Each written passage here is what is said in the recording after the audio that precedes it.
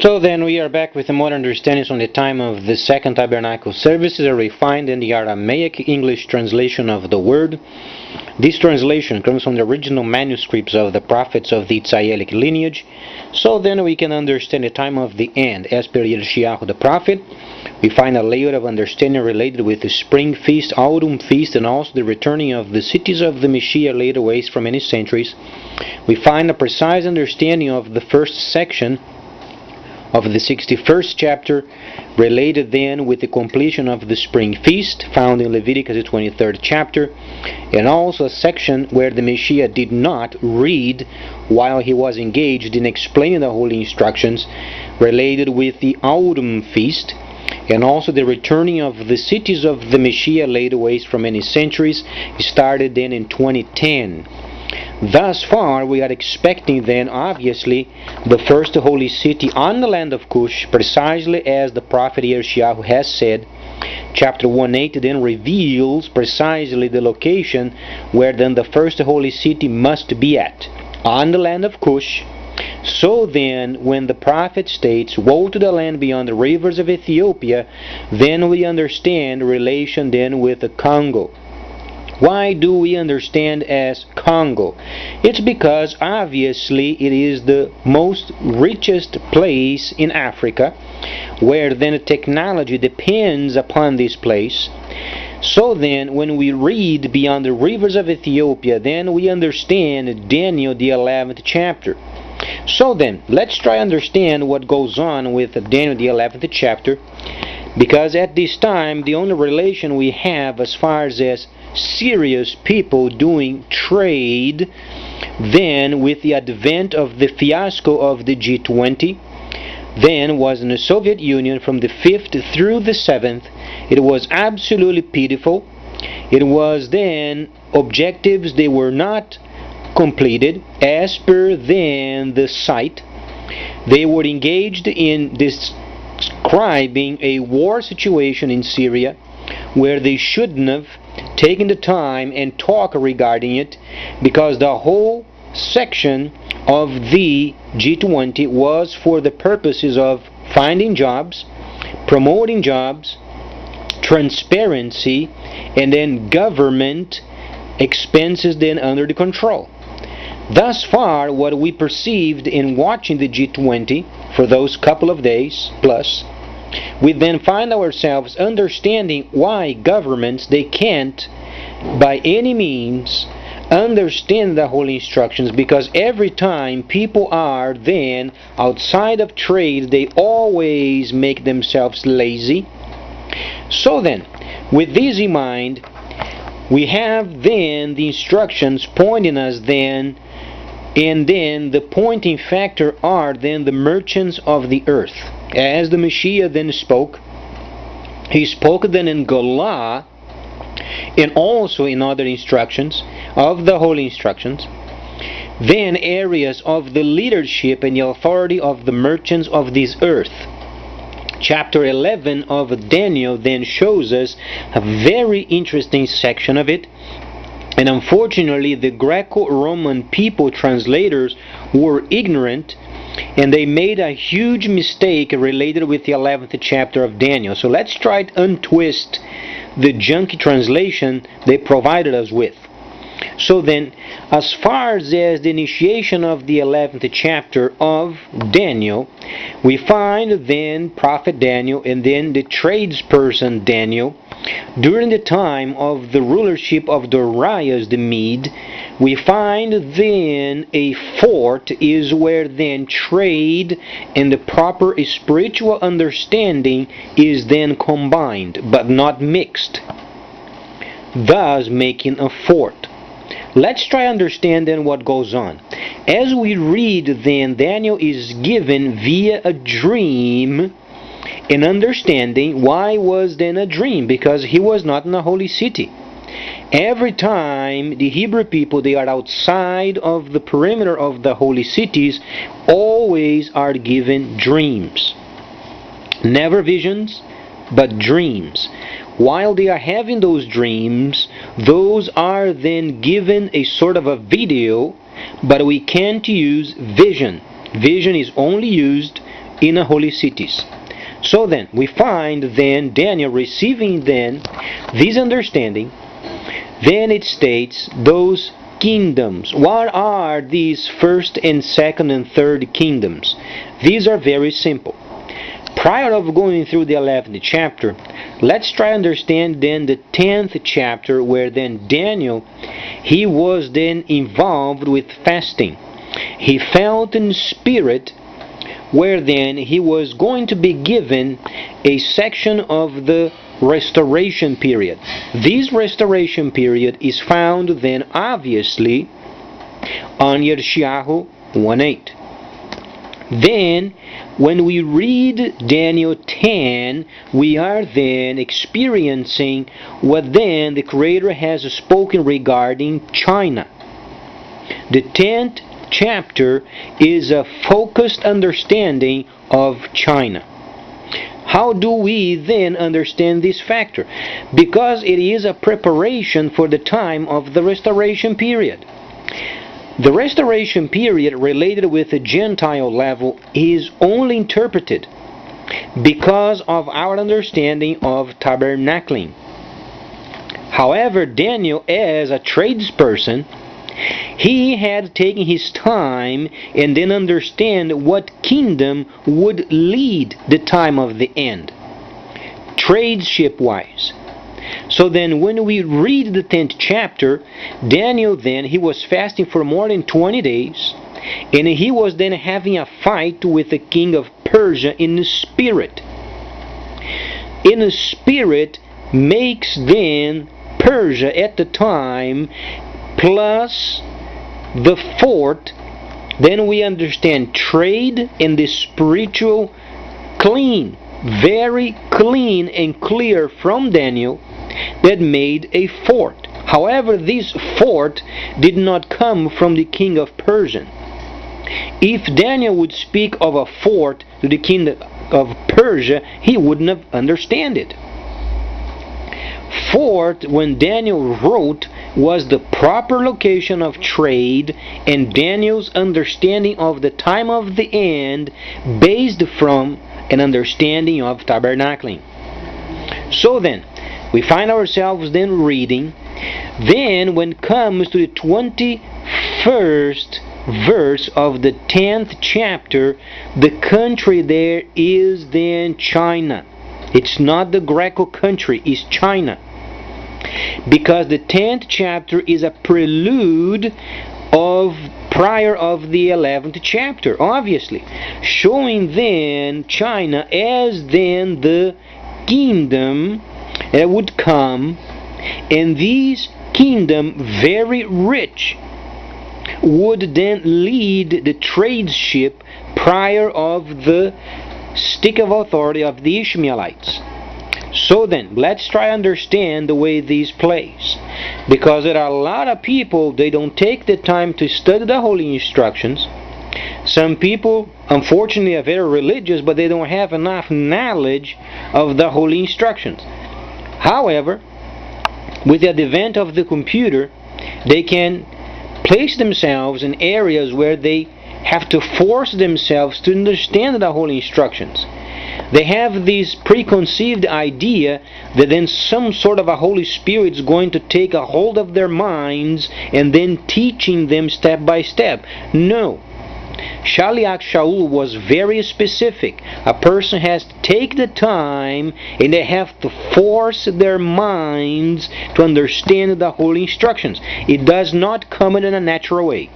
If people are expecting God to come down from heaven and then manipulate their minds to study the instructions, then they won't study. Because the very section of the holy instructions where we study goes against what the sin of the body wants to do. Thus then, Romans 7.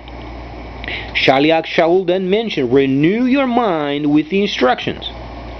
So then, people that do not want to read the instructions, but they enjoy having religion, they won't ever understand the holy instructions, and not either the prophecies.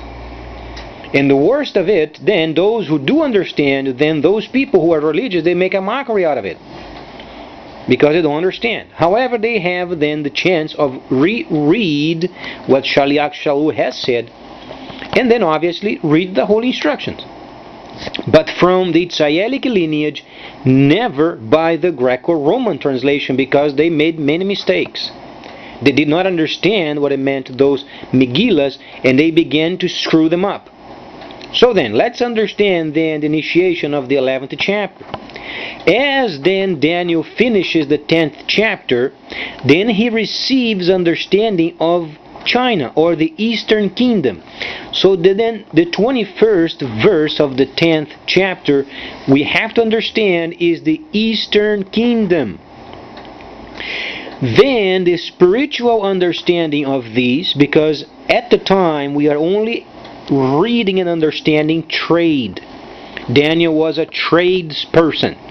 He is speaking of the time of the Gentiles during the restoration period of the holy cities. However, the layer is related with the Gentile layer. So then, when we read, then we must understand the kingdom of the East. Then when we read the 11th chapter of Daniel, we must understand those first, second, and third kingdoms. Those are the kingdoms of the East, kingdom of the North, and kingdom of the South.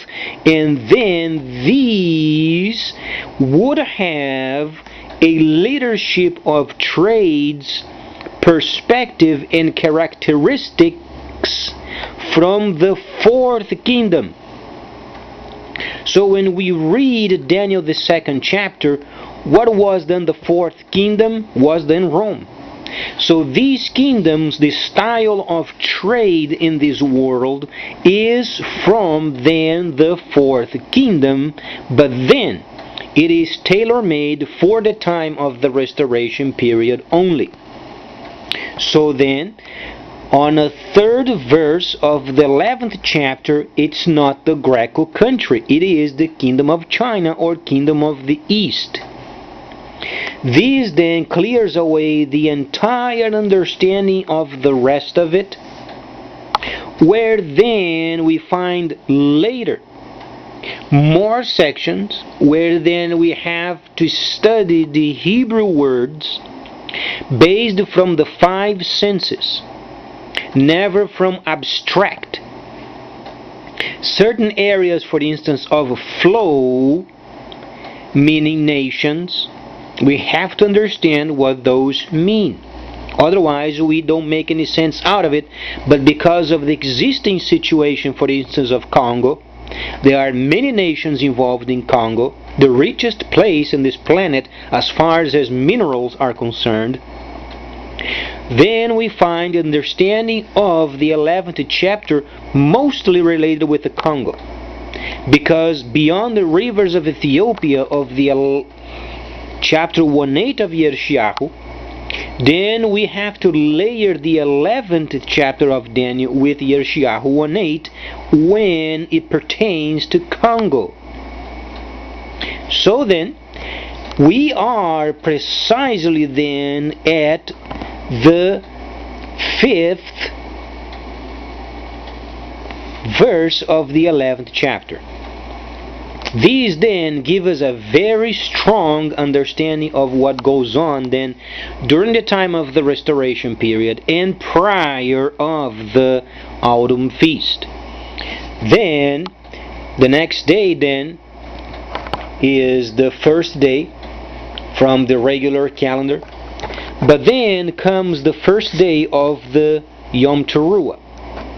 So then at the sundown today, then we have Yom Teruah. Very important day, because then we are maintaining ourselves acquainted with the holy instructions, as we find ourselves then on the first day of the 7th month of the year 71T.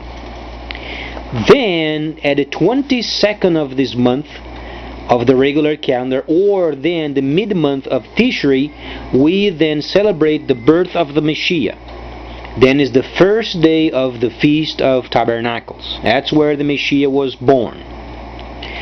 Then, not only this, We find ourselves then studying the rest of the instructions, because along with these wordings of the Hebrew, where then the translation should never be translated with abstracts.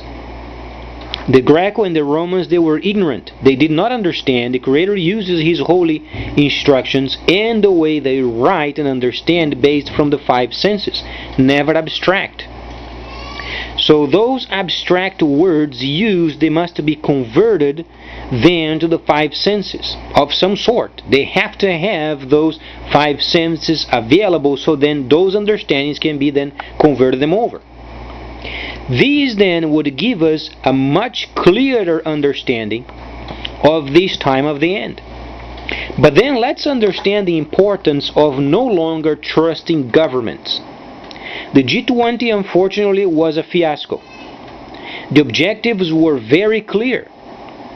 They were to be talking of the economy of the world, the economy of the nations. There is absolutely no place on the site itself saying during lunch they should talk of war.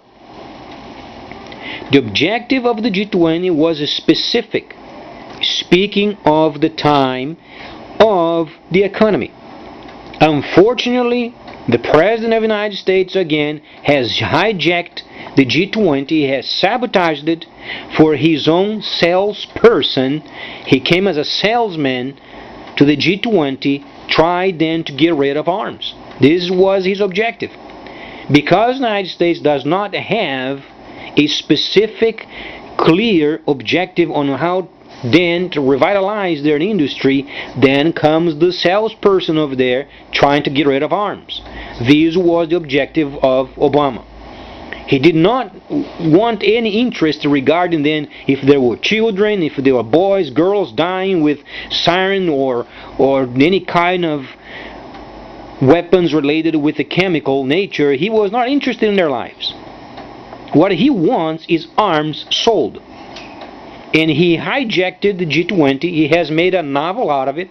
He's made a joke out of it. And we in Brazil, unfortunately, rather than our president becoming serious and then mentioning while they were talking, she was quiet. Going with the flow as the same lazy scoundrels as they are. So then, next year in May, we have Dragon Mart coming up then in Mexico. Then, from then on, we can only imagine what the USD exchange is going to be like when other countries are trying to do trade using USD.